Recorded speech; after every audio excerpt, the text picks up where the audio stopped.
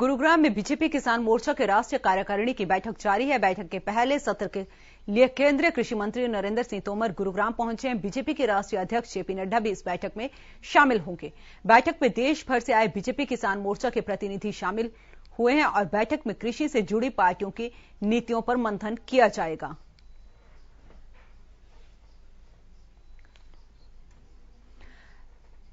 तो इसी खबर पर ज्यादा जानकारी के लिए हमारे साथ हमारे सहयोगी सुशील जुड़ चुके हैं गुरुग्राम से। सुशील, अपडेट चाहेंगे आपसे क्योंकि काफी अहम मानी जा रही है बैठक। किसान आंदोलन खत्म हुआ है और उसके बाद कृषि कानूनों को वापस लिया गया है और अब ये बैठक बीजेपी की तरफ से की जा रही है किसान मोर्चा की।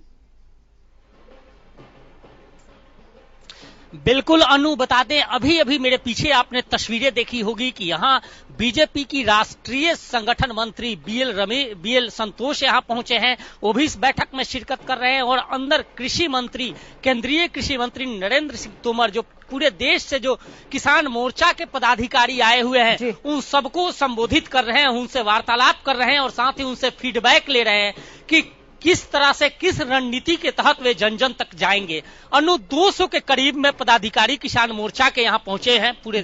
देश से और हर जगह एक गैलरी भी दिखाई गई है यहाँ और गैलरी में दिखाया जा रहा है कि किस तरह से किस प्रदेश की किसान मोर्चा संगठन है वो क्या कार्य कर रही है। अब इनके ऊपर सबसे बड़ी जिम्मेदारी है, जब राष्ट्रीय कार्यकारिणी की बैठक है और राष्ट्रीय संगठन मंत्री बीएल संतोष यहाँ पहुंचे हैं। राष्ट्रीय अध्यक्ष जेपी नड्डा 5:30 बजे के करीब गुरुग्राम इस कार्यकारिणी की बैठक में पहुंचेंगे और माना जा रहा है कि 2:30 बजे तक जो ये संगठन की बैठक चल रही है, जो राष्ट्रीय कार्यकारिणी की बैठक चल रही है, उसके बाद कृषि मंत्री नरेंद्र सिंह तोमर प्रेस से भी मुखातिब होंगे और रणनीति जाहिर करेंगे, बताएंगे, शेयर करेंगे कि किस तरह से इस बैठक में क्या कुछ फैसला लिया जा रहा है और किन किन मुद्दों पर यह बैठक की जा रही है। मैं बात करूं किसान आंदोलन के चलते बीजेपी को जिस तरीके से नुकसान हुआ था और आगे की मैं बात करूं 5 राज्यों में चुनाव होने हैं, हरियाणा भी उसमें शामिल है क्योंकि हरियाणा में भी पंचायत चुनाव अभी होने हैं, तो उसको लेकर भी ये बैठक काफी अहम मानी जा रही है।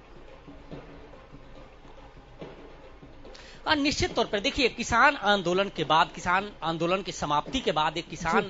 राष्ट्रीय किसान मोर्चा की पहली बैठक हो रही है। नरेंद्र सिंह तोमर यहाँ शामिल हैं और जितने भी मेरी बात हुई किसान मोर्चा से पदाधिकारियों से, उन्होंने साफ कर दिया कि यहाँ नीति रीति पार्टी की तय की जाएगी और किसान को लेकर जो 7 सालों में कार्य केंद्रीय सरकार और प्रदेश सरकार ने किए हैं उनको लेकर लोगों तक पहुंचाया जाएगा। साथ ही इस किसान बिल को लेकर भी सवालात होंगे, क्योंकि चुनाव में जो संयुक्त किसान मोर्चा के जो लोग थे वो कहीं ना कहीं अगर पार्टी की या संगठन का विरोध करते हैं, जो बरगलाते हैं, तो वहां ये लोग पहुंचेंगे और उनकी सबकी ड्यूटी लगाई जाएगी और खासकर चुनावों में सबसे अहम भूमिका जो है वो इन किसान मोर्चा के पदाधिकारियों पर है, जो जाकर किसानों को, जो किसानों की दूरियां हो गई है पार्टी से, संगठन से, उनको नजदीकियों में कैसे बदला जाए, उन्हीं सब रणनीति को लेकर यहाँ डिस्कशन हो रहा है, यहाँ चर्चा हो रही है, संबोधन हो रहा है और इसी के फीडबैक के आधार पर राष्ट्रीय जो अध्यक्ष है वो 5:30 बजे के करीब यहाँ पहुंचेंगे और वो भी दिशा निर्देश जारी करेंगे इन्हें। क्योंकि सुशील, मैं बात करूं क्योंकि जिस तरीके से जेपी दलाल कृषि मंत्री हैं प्रदेश के और उन्होंने कहा है कि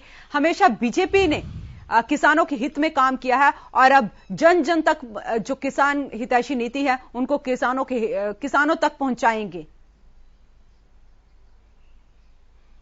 बिल्कुल अनु, देखिए हरियाणा के जो कृषि मंत्री हैं जेपी दलाल, उनसे मेरी बात हुई और उन्होंने साफ कह दिया, हालांकि पहले तो वो इस बात को स्वीकार नहीं कर रहे थे, उसे एक आम बैठक बता रहे थे कि राष्ट्रीय कार्यकारिणी की बैठक या प्रदेश कार्यकारिणी की बैठक होते रहती है और आम बैठक की तरह ही बैठक यहाँ गुरुग्राम में आयोजित की जा रही है। लेकिन जैसे ही डैमेज कंट्रोल का सवाल आया कि क्या जो डैमेज हुआ है उसको कंट्रोल करने के लिए पार्टी क्या कुछ निर्देशित करेगी इसमें, तो उन्होंने स्वीकार भी किया और कहा कि जितने भी देश से पदाधिकारी आए हैं उनसे फीडबैक लिया जा रहा है, उसके आधार पर अंदर रणनीति बनेगी। उसी रणनीति के तहत इन 5 राज्यों में जो चुनाव होने हैं उसमें पार्टी जाएगी और किसान मोर्चा जाएगा। मतलब कि मुख्य एजेंडा हम माना जाए तो जो 5 राज्यों में चुनाव होना और सबसे बड़ा यूपी जो है, क्योंकि पूरा फोकस बीजेपी का यूपी पर है और किस तरीके में यूपी में फिर से दोबारा से बीजेपी को सत्ता पे काबिज करना है, इसको लेकर भी मंथन किया जाएगा इस बैठक में।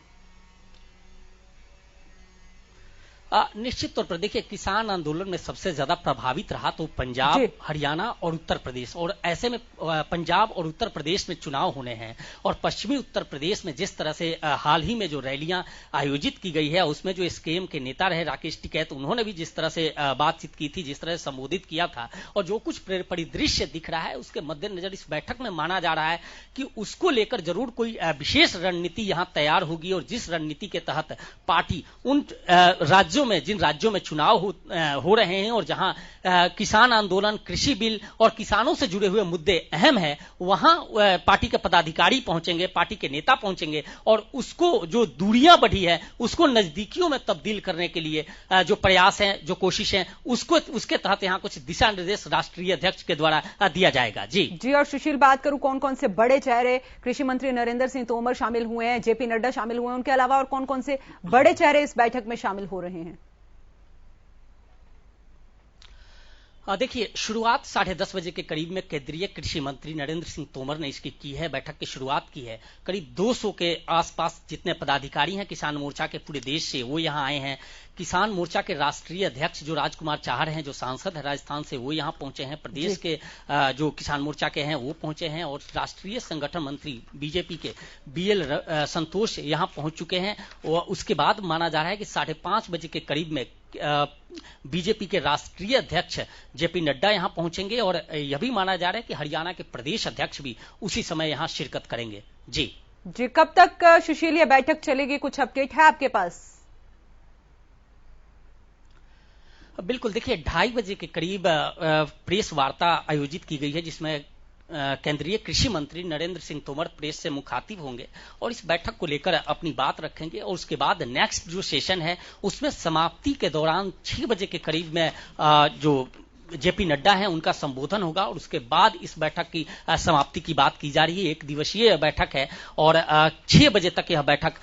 माना जा रहा है कि चलने की उम्मीद है। जी, बहुत बहुत शुक्रिया सुशील, तमाम जानकारी के लिए। आप नजर बनाए रखें और अपडेट हम आपसे लेते रहेंगे।